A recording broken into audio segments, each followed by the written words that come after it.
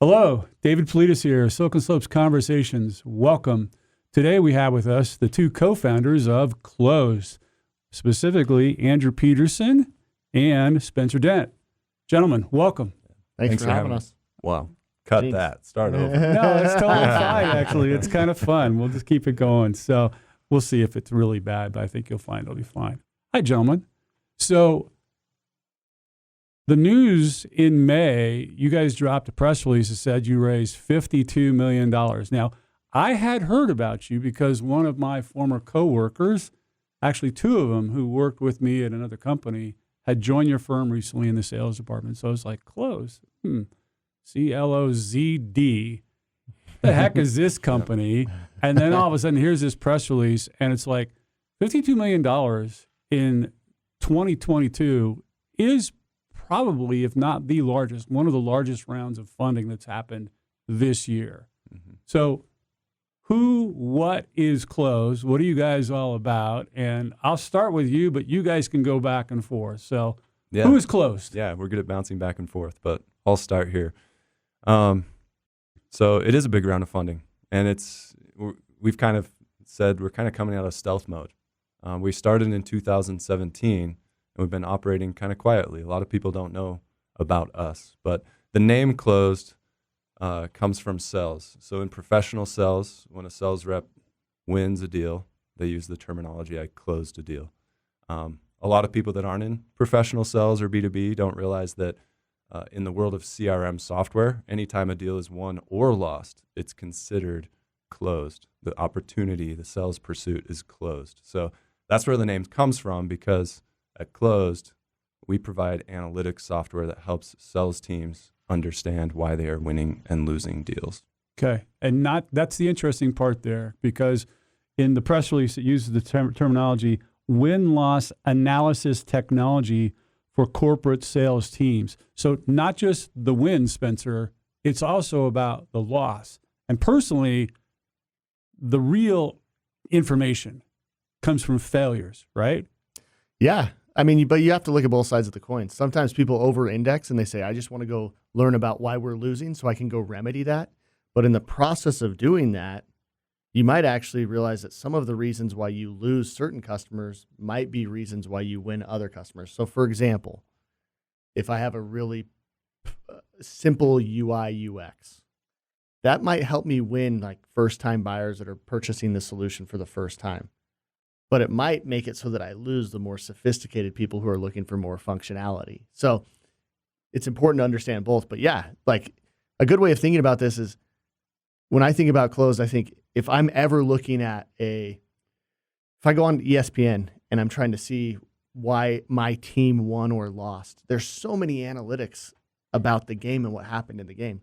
But what happens at companies is they win and lose deals and they just go to the next game. And most of the time, what they're doing is they might do like a one-off, like, hey, let's get the Tiger team together and we'll figure out what's going on. Or they have a drop down in their CRM, but they don't actually systematically understand why they win and lose. And it makes it so that they actually can't figure out how to win more. That's actually a really great comment, given that we're about 2 months away from the start of college football, which I am totally geeked out about this year. Here we go. For a number of reasons, and we won't get into that because I could go completely sideways with regards to mergers and stealings of teams and all of that. But if you're up against a team on offense and their defense has a great line, but their linebackers are soft, that presents a different challenge if you're a passing team, if you're a running team, right, or if you're a blended team, right? 100%. Absolutely. And so understanding that on a win-loss standpoint from sales, that makes tons of sense to me. Yeah.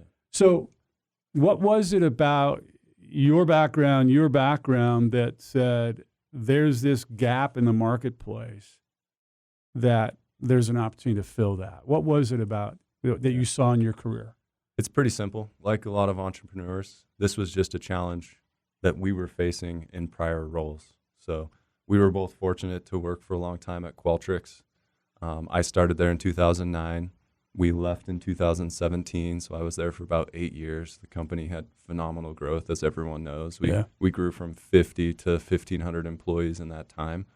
And just along the way as the company grew, there came a point where we realized, like, the executive team, they're no longer in the sales trenches. They're not in on every deal, talking to every customer. And each team has gotten bigger. The product org is scaling and huge now. The sales team is scaling and huge now. And there can be some dissonance across those different teams and even amongst the leadership team about why we're really winning and losing deals. And if we want to maximize our potential as a company and improve our win rate and win as many deals as possible, we need to understand, like, really, truly what's happening and what are the criteria that our buyers care about. Why are they making the decisions that they're making? And what can we change as a company to win more? And we pulled together a sort of tiger team, cross-functional group of pretty savvy, smart people to try and implement some form of win-loss analysis for Qualtrics. And just in the process, we tried different things, applied different methodologies, eventually started looking outside the company for a vendor or solution provider that could help us. And we just learned that, hey, there's not like an ideal groundbreaking solution for this. And it was shocking to us because we were like, no professional sports team, to go back to that analogy, would skip film study. Right. Yet so many companies are lethargic and undisciplined about how they're going back and analyzing their wins and losses from a sales standpoint.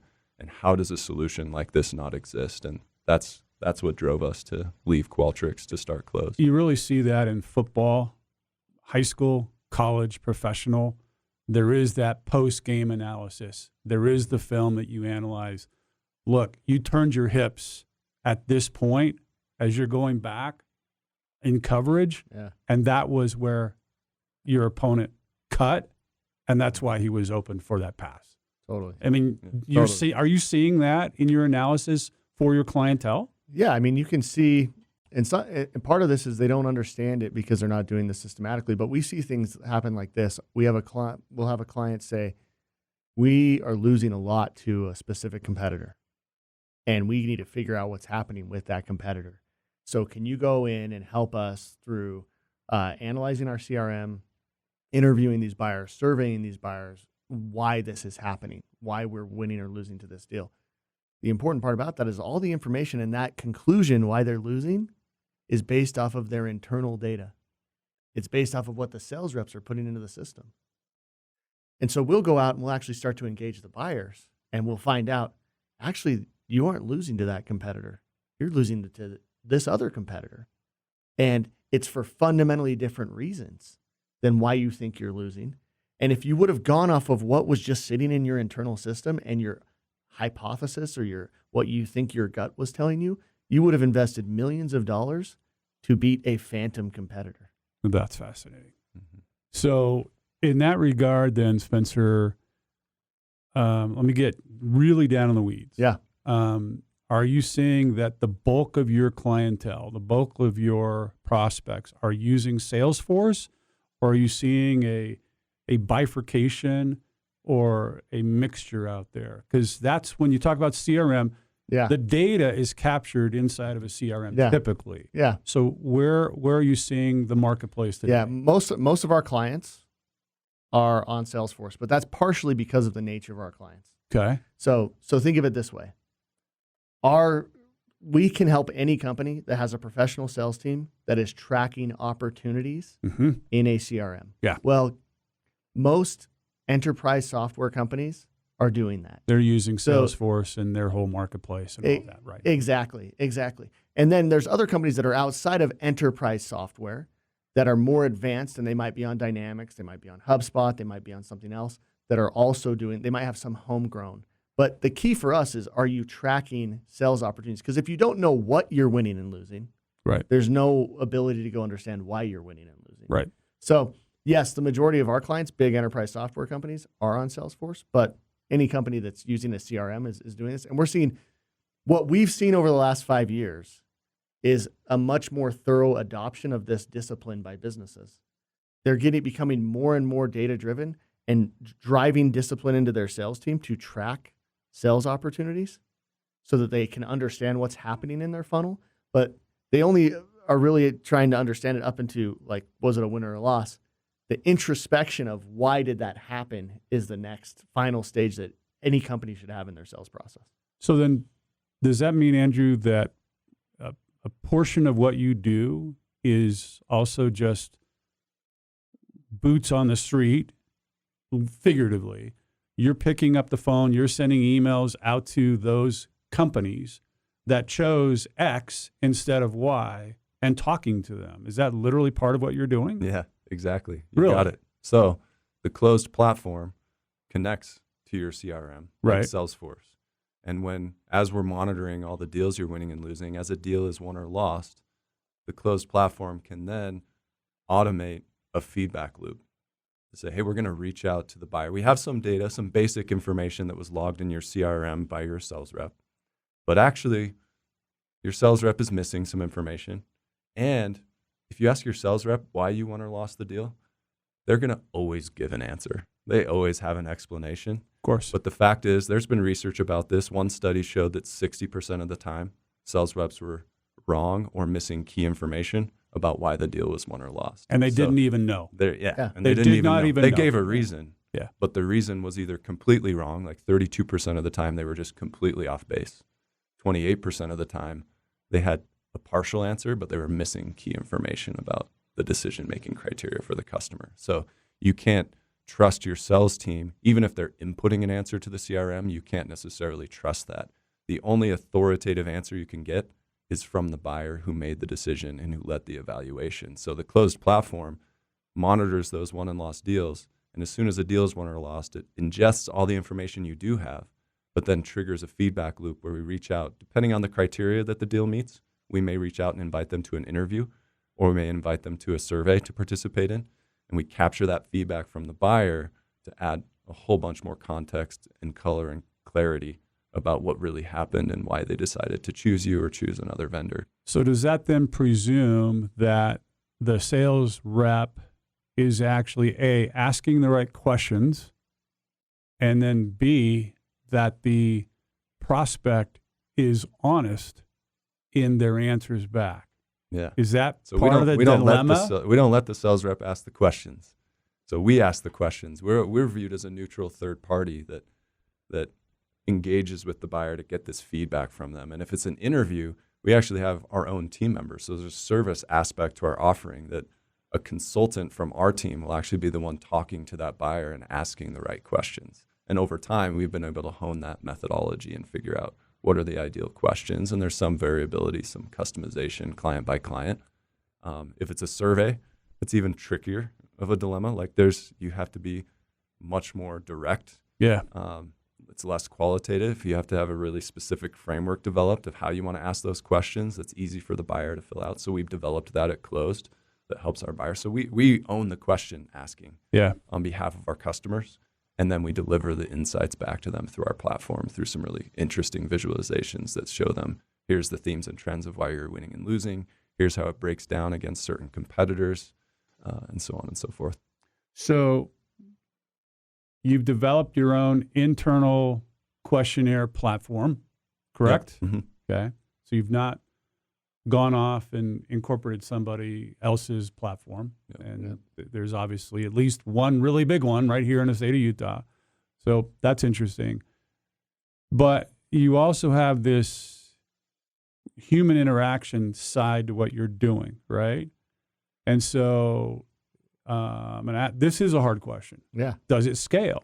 Yeah, great question. Being able to have that human interaction, because, and I said this is not going to be gotcha journalism, and it's not, but it's like this is a at great certain question. point you actually have to have more and more people, right? No, this is a great question.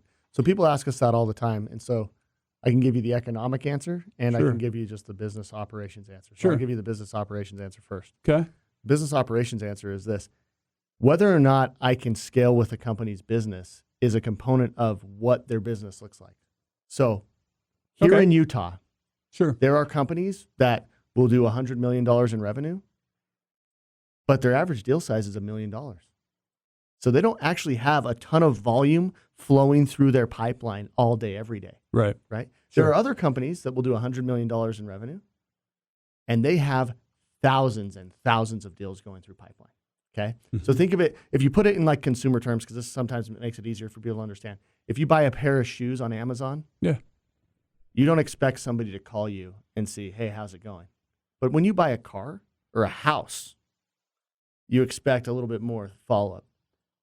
So when you think about doing win-loss, the key is to understand the nature of the pipeline of the client and to diagnose the right type of solution. So the beauty of our platform is our platform can flex based off of what our client's unique fingerprint of their pipeline looks like. So for example, we have clients that have 60,000 deals go through their pipeline in a year. And in that year, they're going to have us interview very strategically deep, in-depth conversations with 200, 300, 400 target buyers. Hey, we're losing to this competitor. We're struggling to get traction in EMEA. We've launched this new product and we're not seeing what's going on. At the same time, we're going to be taking a pulse of all the deals going through pipeline via a survey tool. So when you ask, does it scale? Yeah, the way you scale it is you use multiple tools to go engage the buyers. We have other clients. They'll do $100 million in revenue, and they'll only have 100 wins go through pipeline. And that means they probably have about 400 total opportunities that they chased. And it doesn't even make sense to send a survey to any of these buyers because they're very sophisticated decision makers, and you're more likely to get them on the phone anyways. And you can't design a structured out, very simple questionnaire form fill for them to fill out. You actually just need to have an adult business conversation. You have a conversation. Yeah, exactly. That's really what you're doing. And under that scenario that you just outlined, $100 million, 100 deals, your ASP per deal is probably about $2.5 million, somewhere in that $2.5–3 million, right? And so from that standpoint, you can have some amount, maybe $500,000, $750,000, and some upwards of $5 million. But the reality is, your spot is probably $2.5 million. Yeah. So that's really a conversation. That's not a survey. Yeah, totally. Like, and frankly, in most cases, any deal, another way to think about it is how long did they spend evaluating you, right? If I talk to you on the phone twice and I give you a credit card number, it's probably more easier and makes more sense to just send me a quick out-of-the-box survey that helps measure the decision drivers for my business as to why they're choosing me or not choosing me. But once it starts to get, hey, we talked, it was a 6-month sales cycle. We had 4 or 5 different calls. I actually flew out. There were multiple people involved. There was complexity because of the multiple people involved. That typically indicates a conversation is needed. Of course. So. Yeah. Well, and were I to ask professors Peterson and Dent, and they were to say, well, student Politis, what would you consider that? And I'd say, oh, these are all considered purchases, right? These are deals where each organization is going to be different, but whether it's a $5,000 or $50,000, a $50 million deal, it's a considered purchase. It doesn't happen overnight. It's not on a black Amex card. Yep. This is something where there's a lot of decision makers. There's probably a final decision maker, but this is not something that happens overnight. It's a considered purchase. It's a thorough sales process for us, and our average deal size last year was $68,000, and a lot of our clients are just getting started with win-loss analysis. They realize the ROI. They realize the importance of having this game film of why they're winning and losing, and it's easy to make the case that if these insights can help them win a few more deals, or if these insights can help them drive a certain percentage improvement to their win rate, this is going to pay for itself. But a lot of our clients are early in their adoption. They're implementing this or rolling it out on a limited scale for a portion of their business, certain types of deals, a certain product line, and our average deal size is $68,000. So you can imagine as these companies scale, improve the value, and expand their programs to cover their entire sales pipelines, the average sales, we believe the average deal size is going to scale into the hundreds of thousands of dollars range for the majority of our clients. So early on in our conversation today, I believe it might have been you, Spencer, you threw out this word or this phrase of enterprise software. Is the majority of the business you're doing, is it in the enterprise software sales space? Yeah, or are you seeing some hardware? Are you seeing some services? Yeah, absolutely. We're seeing all those. Yeah. But we've we've been very deliberate about going after enterprise software companies with any of our proactive sales efforts and marketing efforts, because enterprise software companies are very data-driven, and they're more modern in their approach to their CRM adoption. They have good CRM hygiene. They've driven good compliance in their sales organizations to log everything that their sales teams are doing. Yep. And that sets the stage for them to be able to conduct win-loss analysis effectively. And so that's just been a natural fit for us to go after those companies. And for now, our platform is directly integrated out of the box with Salesforce. So it makes sense for us to pursue industry verticals. So you're in their where marketplace? Salesforce is, Okay. where Salesforce is widely adopted. But it's been interesting for us to see along the way that we've gotten inbound interest from companies in a lot of different industries. And, our investors like Graycroft and Madrona, they look at our addressable market and they realize like this is a fit. This is a solution that would be meaningful to any company, as Spencer said earlier, that has a professional sales team and is logging won and lost opportunities. So it's a very horizontal market. We see a huge opportunity in financial services, a huge opportunity in healthcare, a huge opportunity in professional and business services. I believe, some of the reports I've seen say that business services is Salesforce.com's biggest industry vertical. It is. And that's going to be a huge opportunity for us as we expand and grow. So we're content for now to continue focusing primarily on enterprise software companies and SaaS companies, but that will expand over time and we'll be able to target our efforts to these other industries. Yeah. Makes tons of sense. I mean, so from that standpoint, what are you seeing are the majority of your win-loss analyses today? Are they for North-Am/US? Are you starting to branch OUS? From the get-go, because our clients are international clients for the most part. Right. So you're So looking at from the OUS get-go, outside of the yeah, US as well. Yeah. Most of them are Yeah. headquartered in North America, Yeah. but they're global businesses. Yeah, in the early days of Clozd, we started Clozd. We worked out of my basement for the first year. In the early days of Clozd, it was not abnormal for me to wake up at 5 a.m. and go down into this basement bedroom that we'd converted to an office and get on the phone with somebody in Germany and talk about why they did or didn't choose client X. Right. And to this day, that still is the case, right? We'll conduct interviews in APAC. We'll conduct interviews in Europe all the time for our clients. So a lot of it has to do with the nature of our clients and where their pipeline and the deals that they've chased happen to be, and then how they want to deploy us against that pipeline. Okay. So I want to say that you're north of 100 clients today. At least that's what the press release said. Yeah. Still modest, but not necessarily based upon the amount of deals that you're analyzing and everything. At what point does machine learning kick in? At what point does AI kick in and predictive analytics? Yeah. And is it already? Yeah. Great question.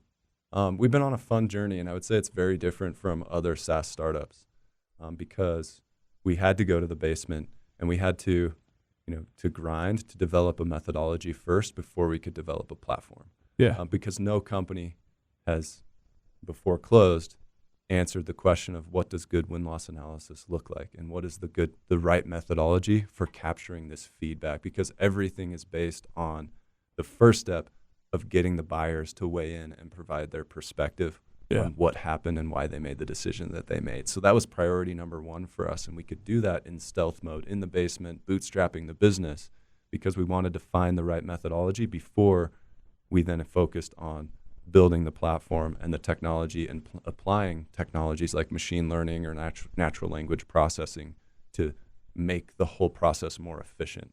And we need to build up a data set too of these buyer conversations for us to be able to apply models to interpret and analyze that. And so we're reaching that inflection point where we've got a lot of historical data now from our clients.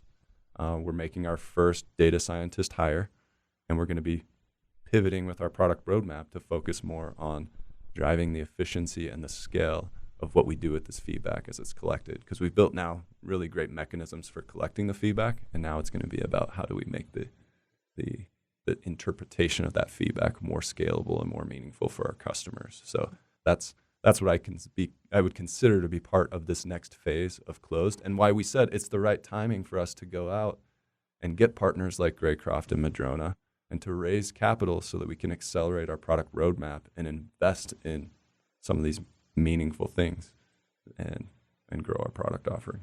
It's interesting because, I'm the old dude in the room, right? And as we look back and see where I'll call it the IT, the technology industry started, the earliest days of the semiconductor and of, then moving into memory and then into storage, and you see Moore's Law, and then you see Metcalfe's Law, and then you see Andreessen talking about software is going to eat the world.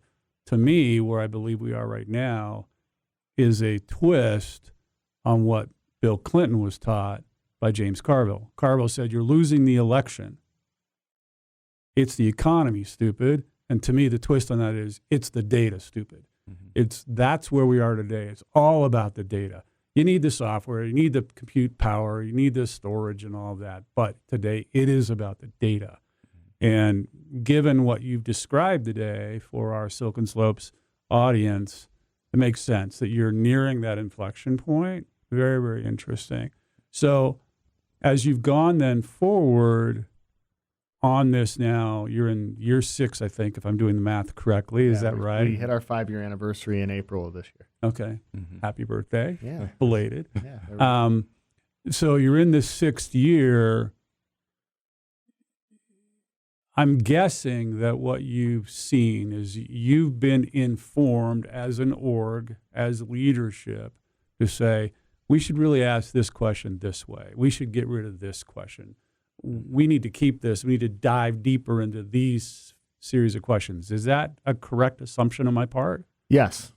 Like Andrew, I think, stated this pretty well. When you think about this, when we started this out, we viewed it very much as you need to define the right way to approach this. Like win-loss, we have a sense for what it should look like. And frankly, because of our experience working at Qualtrics, we were getting exposure to tons of different feedback use cases. So we were seeing the adoption of things like Net Promoter Score, adoption of things like employee engagement surveys, things like that. And seeing those things, back in my time at Bain, we would get hired by huge corporations to go do a Net Promoter Score study for them. And over a 5 to 10 year period, it went from being a one-off project dictated and, mandated by the CEO to being an ongoing software-driven solution so that they could always have a pulse on it. So for us, when we came into win-loss, we said, we need to go understand the methodology and how do you actually do this and get that nailed down. And that's honestly, if I wrote the book on Clozd, chapter 1 is 2017, 2018, 2019. Let's refine our methodology. Really understand it. Build MVP, right. Build MVP level of what the product should be.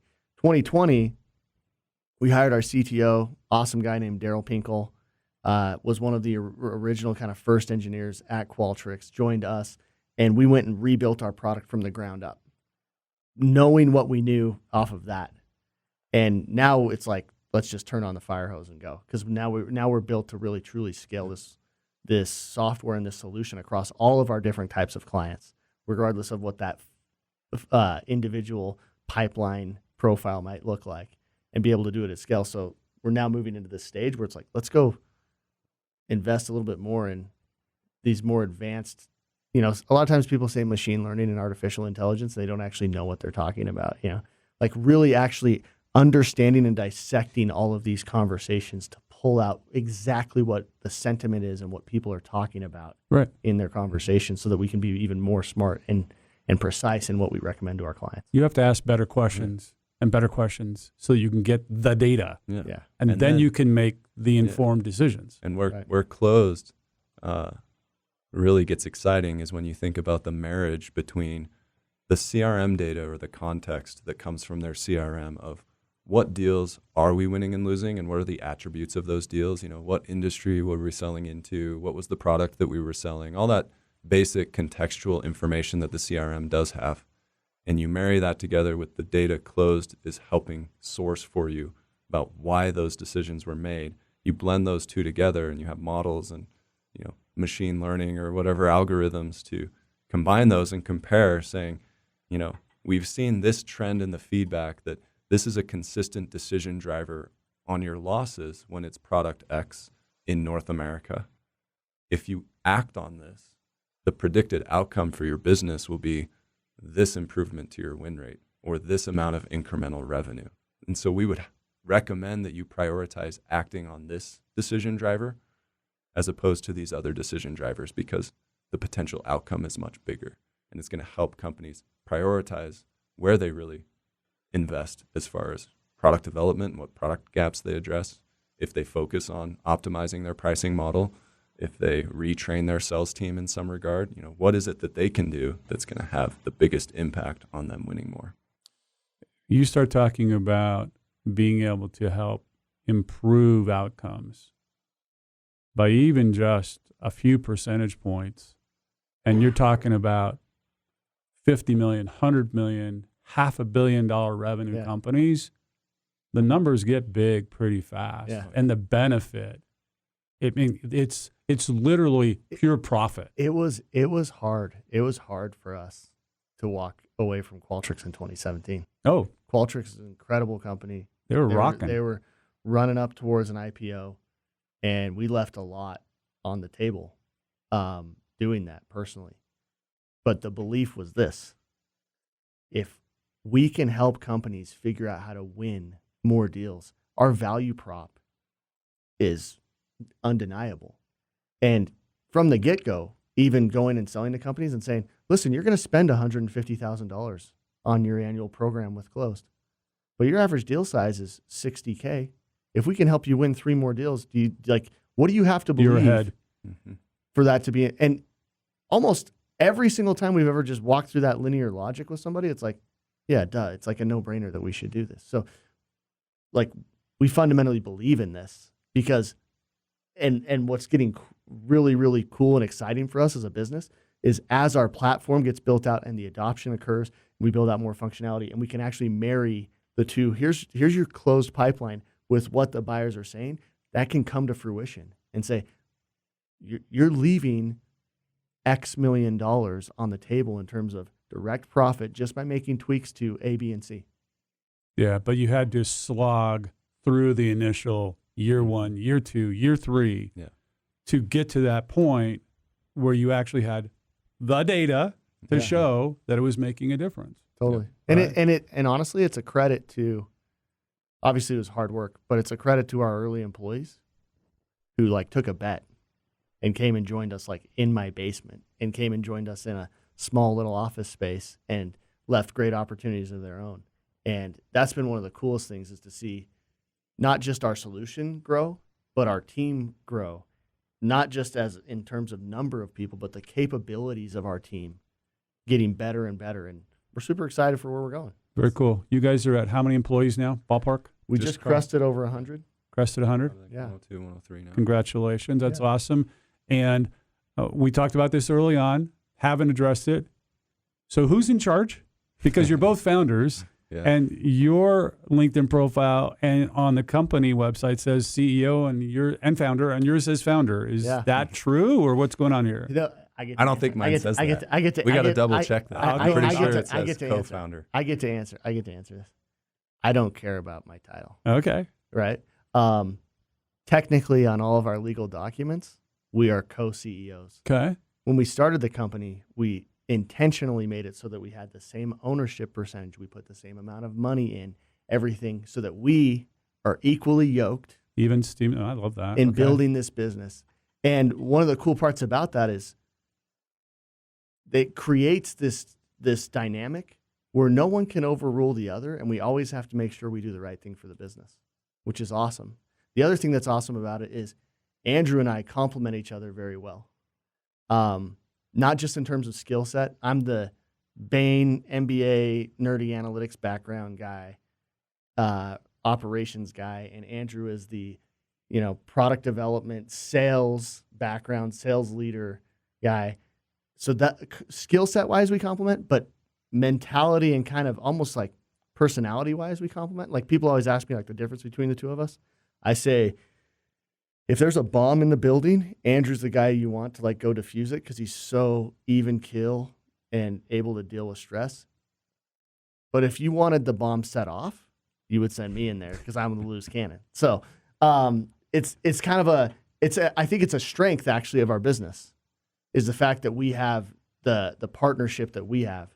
And I think we have a unique ability to trust each other completely and to work through our disagreements. So would I recommend to other founders to have a co-founder that they're completely equal with? I don't know. Like, that's tough, because I think Spencer and I have a really unique relationship, and I respect the hell out of Spencer, and he's one of the smartest people that I've ever worked with. So if he has a difference of opinion from mine, I know that he has good reason for that, and that it's going to be better for the business. Step back. If we Think work about it out and Yeah. come to the same conclusion. And fortunately, through 5 years now, we've always been able to come to alignment on all the key issues for the business, and that's helped us to maintain this relationship and continue as co-CEOs. As we've broadened our board and brought on new investors, they've bought into the relationship that we have. And we try to get that to cascade down in the org, right? Like, I hate when companies become too hierarchical, right? Like, I'm sitting around this table and I have a really good idea, but I'm not allowed to say what I think because I'm the most junior person in the room. And if there's risk for me, that sucks. That's baloney. Right? Yeah. And vice versa. I'm sitting around this room and I get to control the room and I get to be the most important person because I'm the most senior. That also sucks. One of the best lessons I ever learned in business was our former boss at Qualtrics, John DiAgostino. He was the global head of sales, super smart guy, super successful. Every meeting I was ever in with him, I remember him going to the most junior person in the organization that was in the room that hadn't spoken up and saying, well, what do you think? And taking that equally weighted to everything else he was hearing.